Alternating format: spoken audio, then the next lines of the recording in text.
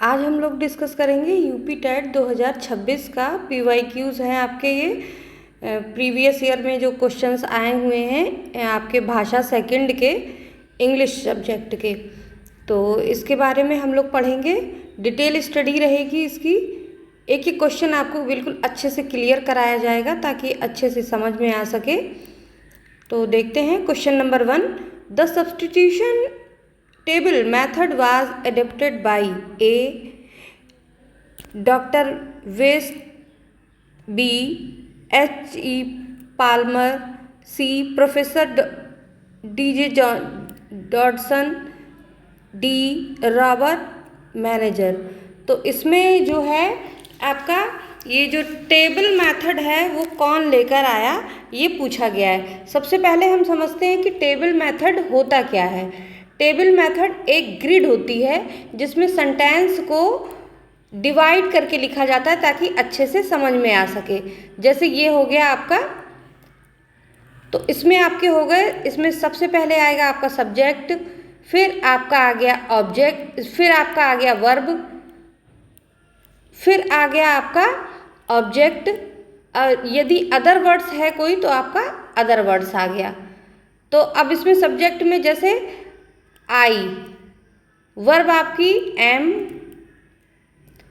फिर ऑब्जेक्ट आपका आ गया स्टूडेंट। तो आपका हो गया आई एम ए स्टूडेंट। तो इसी को आप बदल के अगर लिख दिया जाता है तो हो जाता है आपका, ये ग्रिड आपकी एक बन जाती है जिसमें आपका सब्जेक्ट आ गया, फिर आपका वर्ब आ गया, फिर आपका ऑब्जेक्ट आ गया। तो इस तरह से आपका ये ग्रिड तैयार होता है। इसमें क्या होता है, आसानी रहती है समझने में। तो ये वाला जो कॉन्सेप्ट है वो कौन लेकर आया, तो आपका राइट आंसर होगा इसका बी, H.E. पाल्मर। ये लेकर आए हैं इस ग्रिड वाले सिस्टम को। नेक्स्ट है आपका choose the correct word to fill in the blank 10 miles a long way to walk. तो इसके आप इसमें क्या ठीक है, ए आर, इसमें कौन सी वर्ब लगाएं, B is, C are being, D none of these. तो इसमें सबसे पहले ये समझते हैं कि जो ये 10 miles की दूरी है वो एक ग्रुप में ली गई है। जब ग्रुप में ली जाती है कोई चीज़ तो उसका प्रयोग, उसके साथ आप सिंगुलर वर्ब का प्रयोग करते हैं, तब आपका ये एस देखकर आप प्लूरल वर्ब नहीं यूज़ करेंगे। इसमें आपको जो 10 miles is a long way to walk है तो इसमें आपको सिंगुलर वर्ब लगानी है क्योंकि ये सिंगुलर यूनिट माना जाता है। ये आपका सिंगुलर यूनिट है, सिंगुलर यूनिट, इसलिए इसमें वर्ब जो आएगी वो आपकी सिंगुलर आएगी, सिंगुलर वर्ब लगेगी। इसमें आप प्लूरल वर्ब नहीं लगाएंगे। इसी तरह से अन्य भी हैं आपके, जैसे वेट है, वेट है आपका,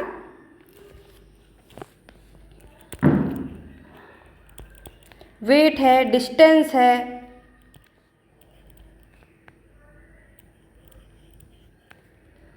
टाइम है, मनी है। तो इस तरह के जो हैं इसमें एक यूनिट की तरह जब ये यूज़ होंगे तो इसमें सिंगुलर वर्ब यूज़ होगी। तो इसलिए आप यहाँ पर सिंगुलर वर्ब यूज़ करेंगे। बी आपका ऑप्शन ठीक है। नेक्स्ट है choose the appropriate synonym of the word written in italics. A routes, B manners, C methods, D path. तो इसकी सबसे पहले हिंदी देखते हैं। रूट्स जो है आपका, इसका मीन्स होता है रास्ते। मैनर्स का मतलब होता है तरीका या व्यवहार। मेथड्स का मीन्स होता है समाधान के तरीके, समाधान के तरीके। पाथ मीन्स होता है रास्ता। तो इसमें जो आपका राइट आंसर है वो है सी, मेथड्स, यानी समाधान के तरीके। Next, write one word for the following group of words which can not be read. A, incorrigible, B, illegible, C, illegible, D, illiterate. तो सबसे पहले हम इनका मीन्स देखते हैं। इनकरेजेबल मीन्स होता है जिसको सुधारा ना जा सके, जिसको सुधारा ना जा सके, यानी ऐसा व्यक्ति जिसको कभी नहीं सुधारा जा सकता, ये जो कभी ना सुधरे, जिसको सुधारा ना जा सके।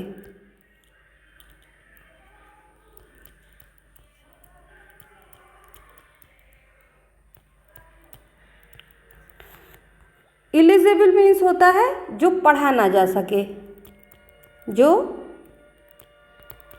पढ़ा ना जा सके। और इलिजिबल मीन्स होता है योग्य, यानी आप इस पद के योग्य हैं, तो इलिजिबल आएगा। और डी का आपका इलिटरेट, ये आएगा अनपढ़। तो आपका राइट आंसर होगा बी, इलिजिबल, यानी जो पढ़ा ना जा सके। नेक्स्ट है, choose the opposite of following word particularly. तो सबसे पहले ये जानते हैं पर्टिकुलरली होता क्या है। पर्टिकुलरली होता है विशेष रूप से, विशेष रूप से। और आपको इसका देखना है अपोजिट। तो अपोजिट सबसे पहले सबकी मीन्स जानेंगे। इलेबोरेटरी, इलेबोरेटरी का मतलब होता है विस्तार से, विस्तार से। जनरली मीन्स होता है सामान्य रूप से। एंटायरली मीन्स होता है पूरी तरह से, एंटायरली पूरी तरह से। कम्प्रिहेंसिवली का मीन्स होता है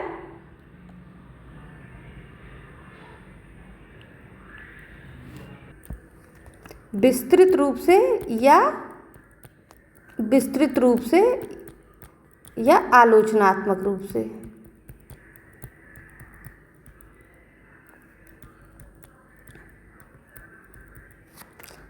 नेक्स्ट है आपका, तो इसमें आपको इसका अपोजिट देखना है। तो आपका बी ऑप्शन ठीक रहेगा, जनरली यानी सामान्य रूप से, क्योंकि पर्टिकुलरली विशेष रूप से और जनरली सामान्य रूप से। नेक्स्ट है, phonetic aspect of language deals with. Phonetic यानी ये फोनेटिक जो शब्द है वो बना है फोन से, और इसका मतलब होता है साउंड, इसका मतलब होता है साउंड। तो ये आपका जो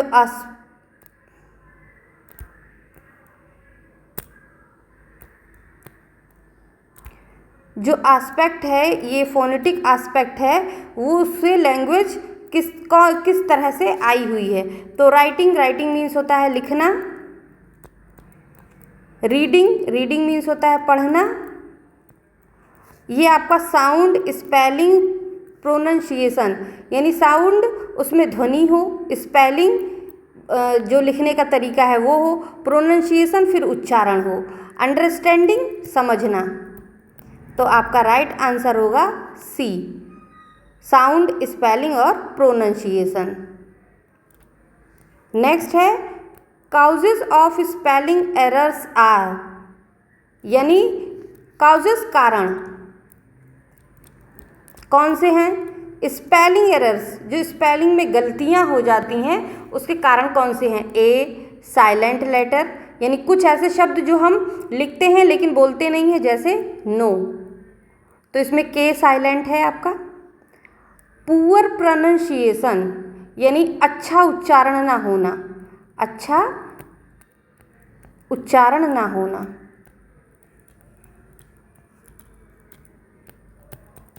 फिर है आपका next one letter different sounds, यानी एक ऐसा शब्द जो भिन्न हो, उसको बोला कुछ जा रहा हो, लिखा कुछ जा रहा हो, भिन्न ध्वनि। फिर ऑल ऑफ दी एबव, सब, जो ऊपर दिए हुए कारण वो सब। तो आपका राइट आंसर होगा, आपका राइट आंसर है D, all of the above. यानी जो साइलेंट लेटर होते हैं उनसे भी स्पेलिंग एरर हो सकता है, पुअर प्रोनाउंसिएशन से भी हो सकता है, वन लेटर डिफरेंट साउंड्स, तो इससे भी ये एरर हो सकता है। नेक्स्ट है identify the odd word from the following. Odd का मतलब है जो मैच ना करता हो, आइडेंटिफाई आपको पहचानना है, फ्रॉम द फॉलोइंग इनमें से। ए जॉय, जॉय मीन्स होता है खुशी, सॉरो मीन्स होता है दुख, हैप्पीनेस मीन्स होता है खुशी या आनंद, और ब्लिस मीन्स होता है अत्यधिक खुशी।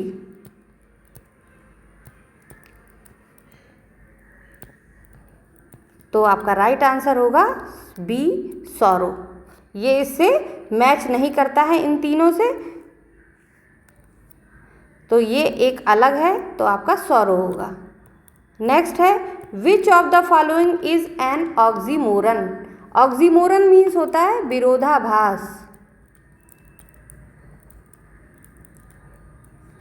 तो इसमें bright light, cluster beans, defining silence, misty eyes. तो इसका पहले अर्थ देखते हैं। ब्राइट लाइट मीन्स होता है तेज रोशनी,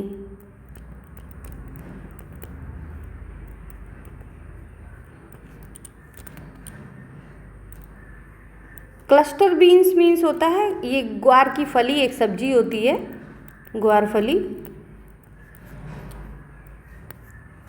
फिर डिफाइनिंग साइलेंस, डीफनिंग साइलेंस, डीफनिंग साइलेंस होता है कान फोड़ने वाला सन्नाटा, यानी जिससे कान फट जाए ऐसा सन्नाटा, कान फटने वाला सन्नाटा। इसमें एक चीज़ ध्यान दीजिए, कान फटने वाला और फिर सन्नाटा, यानी साइलेंस भी है और ध्वनि भी दिखा रहा है, तो इस पर ध्यान दीजिए। मिस्टी आइड, मिस्टी आइड मीन्स होता है नम आँखें। आपको राइट आंसर पता चल गया होगा, सी है, ये ऑक्सीमोरन है, यानी यहाँ विरोधाभास हो रहा है। नेक्स्ट है give one word substitution for the following 100 years. तो सबसे पहले देखते हैं ये 100 ईयर्स टाइम पीरियड को क्या कहते हैं, यानी 100 वर्षों का जो टाइम पीरियड है उसको क्या कहते हैं। ये डिकेड आपका कहलाता है 10 साल, 10 साल का समय जो है वो डिकेड कहलाता है। सेंचुरी आपका शताब्दी, ये 100 वर्ष तक का समय कहलाता है। स्कोर आपका 20 साल तक का समय कहलाता है, और एनुअल आपका वार्षिक कहलाता है। तो आपका राइट आंसर है सेंचुरी, यानी 100 वर्ष तक का समय। नेक्स्ट है fill in the blanks with the correct articles. Taj Mahal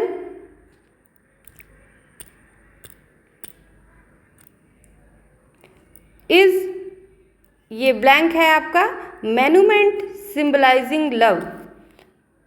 आप ये ताजमहल जो है वो आपका हिस्टोरिकल बिल्डिंग है, उसके साथ आपको आर्टिकल कौन सा यूज़ करना है, ए, डी और ए, बी, ए और एन, सी, डी और एन, डी, ए और दी।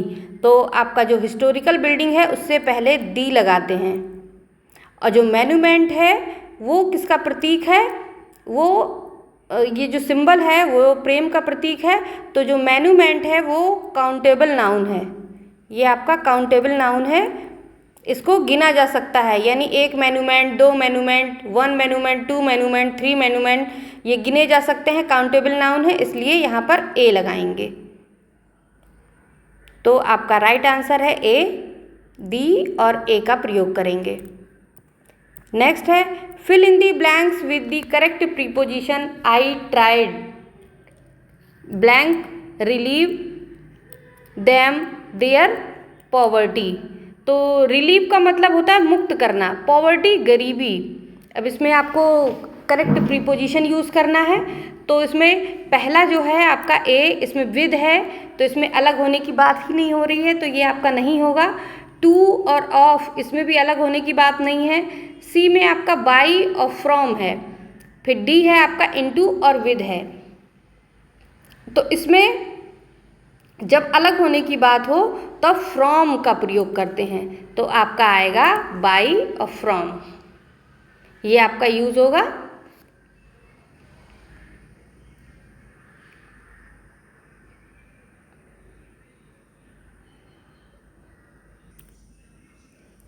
इस क्वेश्चन को आप हम दोबारा देखते हैं। Fill in the blanks with the correct preposition, आपको करेक्ट प्रीपोजिशन का प्रयोग करना है। आई ट्राइड, मैंने कोशिश की, तो ट्राइड के बाद हमेशा टू का प्रयोग करते हैं। रिलीव, मुक्त करने की, दैम, तो इसमें आएगा आपका ऑफ, ऑफ प्रीपोजिशन आएगी देयर पॉवर्टी, क्योंकि इनकी ये जो है इसका पॉवर्टी का कनेक्शन है, तो इसीलिए ऑफ का प्रयोग होगा। तो आपका राइट आंसर है ए। नेक्स्ट है choose the correct phrase to complete the proverb God helps those who. तो इसमें ये आपका फ्रेज है, तो इसमें आपका ए है प्रे टू हिम, जो उनकी प्रार्थना करते हैं। हेल्प देमसेल्व्स, जो अपनी सहायता स्वयं करते हैं। सी टर्न टू हिम, जो उनकी तरफ रहते हैं। डी वर्शिप हिम, जो उनकी पूजा करते हैं। तो ये फ्रेज है आपका, तो हेल्प देमसेल्व्स इसमें आएगा, यानी जो अपनी सहायता स्वयं करते हैं। नेक्स्ट है fill in the blank with correct preposition when she parted her parents her eyes were full of tears. तो इसमें अलग होने का अर्थ है फ्रॉम, यानी से अलग होना, तो इसलिए यहाँ पर पार्टेड फ्रॉम आएगा, यहाँ पार्टेड फ्रॉम ये प्रीपोजिशन आएगी आपकी। नेक्स्ट है fill in the blank with the past perfect tense the train blank है आपका platform before I reached the station. तो इसमें आपको पास्ट परफेक्ट का टेंस का प्रयोग करना है, तो पास्ट परफेक्ट में आपका सब्जेक्ट आता है, फिर आपकी हेड लगाना होता है आपको, फिर वर्ब की थर्ड फॉर्म लगानी होती है, प्लस आपका ऑब्जेक्ट आता है। तो इसमें आप करेक्ट देखेंगे तो क्या, हेड और वर्ब की थर्ड फॉर्म रहे आपकी। तो थर्ड फॉर्म देख रहे हैं, इसमें डी है हेड लेफ्ट, तो आपका राइट आंसर होगा डी। नेक्स्ट है choose the सिनोनियम of the following word in undead. तो इसमें सिनोनियम देखना है आपको, तो सबसे पहले इसकी हिंदी देखते हैं। टू फ्लड, टू फ्लड का मतलब होता है बाढ़ आना। सिंक मीन्स होता है डूबना, और बैटर डाउन मीन्स होता है मार के गिरा देना, मार के गिरा देना। पास बाई मीन्स होता है गुजरना।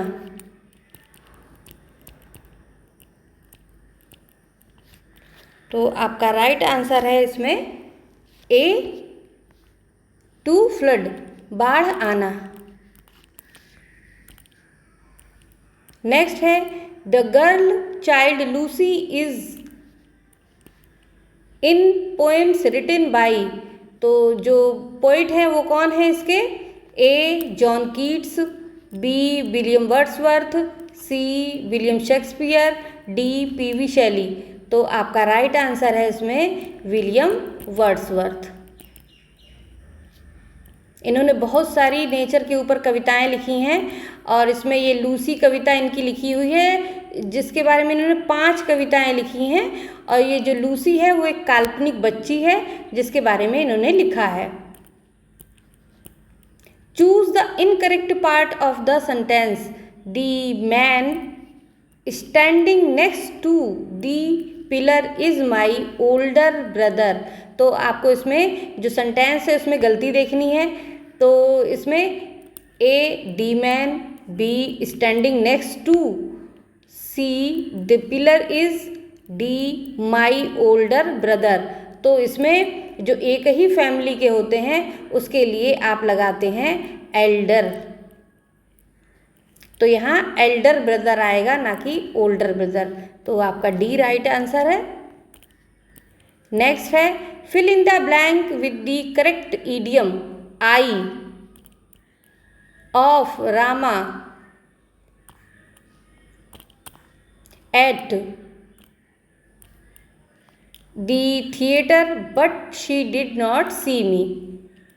A held a glimpse, B threw a glimpse, C wanted a glimpse, D caught a glimpse। तो इसका आपको पहले मीनिंग देखना है कि किस तरह से है और उसके बाद हम इसको डिटेल में देखेंगे। ग्लिम्पिस मीन्स होता है झलक, तो इसका आपका राइट आंसर है डी, कॉट ए ग्लिम्पिस, यानी सबका जो उसने ध्यान अपनी झलक से उसने सबका ध्यान आकर्षित कर लिया। नेक्स्ट है fill in the blank with the appropriate modal. Modal आपका helping verb.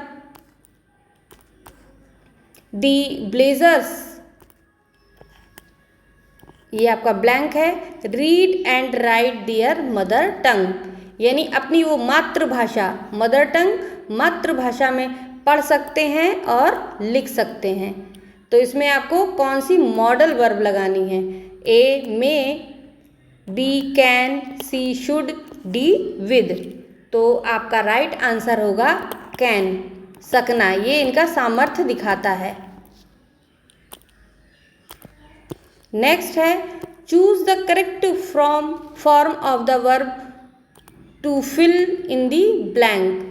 B the matter yesterday, तो आपका फर्स्ट है discussed about, B discussed of, C discussed, D discussed well.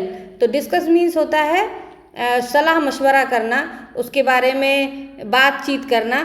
तो इसके साथ में अबाउट, ऑफ ये प्रीपोजिशन नहीं आती हैं, तो इसका होगा डिस्कस्ड। आपका राइट होगा डिस्कस्ड। सी नंबर आपका राइट है। नेक्स्ट है fill in the blank with the correct prepositional phrase, यानी करेक्ट प्रीपोजिशनल फ्रेज से आपको भरना है। The deaf learn to communicate with the one another sign language. Sign language, ये साइन लैंग्वेज होती है सांकेतिक भाषा, यानी संकेत करके जो गूंगे और बहरे लोग होते हैं उनको संकेत करके चीज़ें बताई जाती हैं और वो उस भाषा का प्रयोग करते हैं। अगर उनसे इसी भाषा में बातचीत की जाए तो वो उसको समझते हैं। तो इसके ऑप्शन है A according to, B by means of, C in spite of, D but for. According to का मतलब होता है के अनुसार, के अनुसार, और बाय मीन्स ऑफ का अर्थ होना, यानी साधन होना का अर्थ या साधन। इन स्पाइट ऑफ बावजूद, के बावजूद, इन स्पाइट ऑफ, और बट फॉर लेकिन। तो आपका राइट आंसर होगा यानी बाय मीन्स, यानी इसके माध्यम से। बाय मीन्स इसके माध्यम से।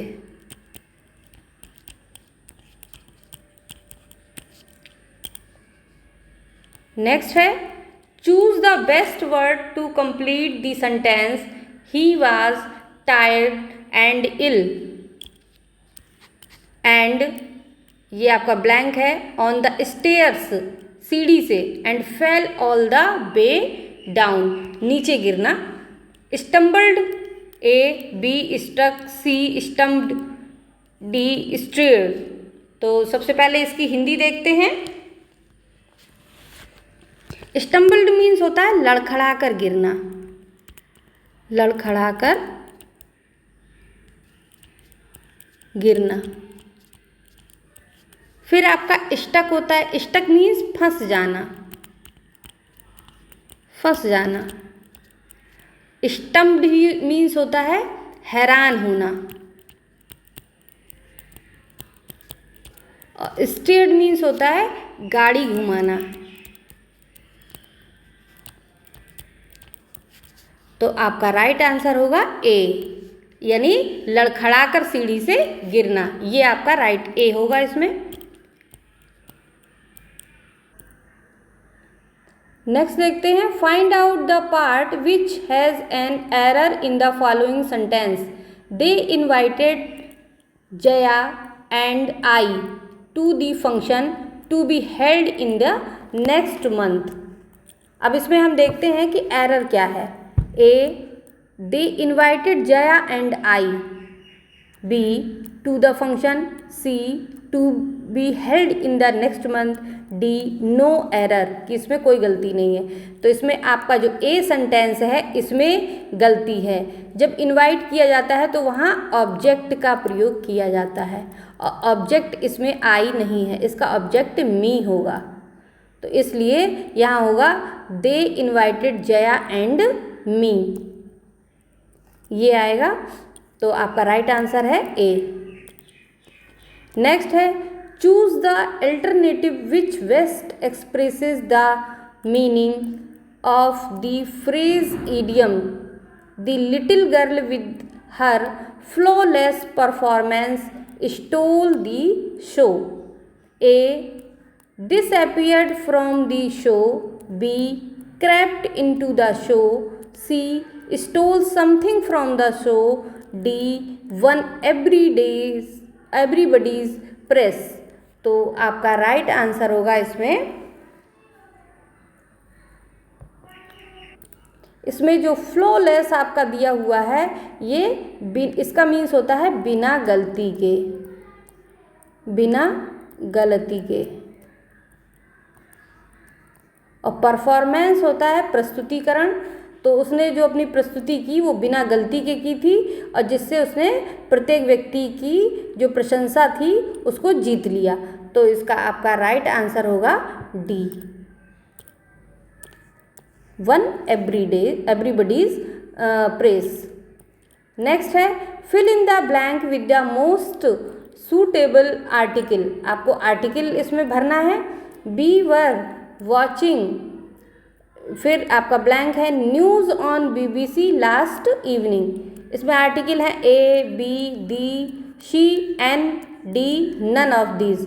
तो जो पर्टिकुलर आपके न्यूज़ होती है उसके लिए आप दी का प्रयोग करते हैं, दी न्यूज़। तो इसमें आर्टिकल डी आएगा, बी आपका राइट आंसर है। नेक्स्ट है, fill in the blank with the most suitable adverb from those provided. It took us 5 hours to reach the airport. तो इसका आपके ऑप्शंस हैं A, nearly, B, always, C, enough, D, none of these. तो इसका right answer होगा आपका, पहले देखते हैं इसके अर्थ। नियरली मीन्स होता है लगभग, नियरली लगभग। ऑलवेज हमेशा, एनफ पर्याप्त, और नन ऑफ दिस इसमें से कोई नहीं। तो आपका राइट आंसर होगा ए, लगभग। लगभग हमको 5 घंटे लगेंगे एयरपोर्ट पहुंचने में। नेक्स्ट है, choose the appropriate preposition. We have been living here, फिर आपका 6 months। तो इसमें आपको करेक्ट प्रीपोजिशन भरनी है। एवर मीन्स होता है हमेशा। At, since, D, for. तो इस तरह के जो सेंटेंस होते हैं 6 मंथ्स, इसमें डेफिनेट तो है नहीं कि जनवरी, फरवरी, मार्च कुछ दिया है। अगर इस तरह का दिया रहता तो आप सिंस का प्रयोग करते। अब इसमें केवल मंथ दिए हैं, कौन से मंथ हैं ये डेफिनेट नहीं है, तो आप फॉर का प्रयोग करेंगे। तो इसलिए आपका राइट आंसर है डी, फॉर, यानी फॉर 6 मंथ। तो ये आपके क्वेश्चंस हैं, इनको आप बार बार करते रहिए, बार बार इनकी प्रैक्टिस करते रहिए, ताकि आपके अच्छे से स्कोर हो सके और अच्छे नंबर आप गेन कर सकें। आपको लगातार पूरे डिस्क्रिप्टिव वे में सारे क्वेश्चंस कराए जाएंगे। आप डेली क्लास करते रहिए।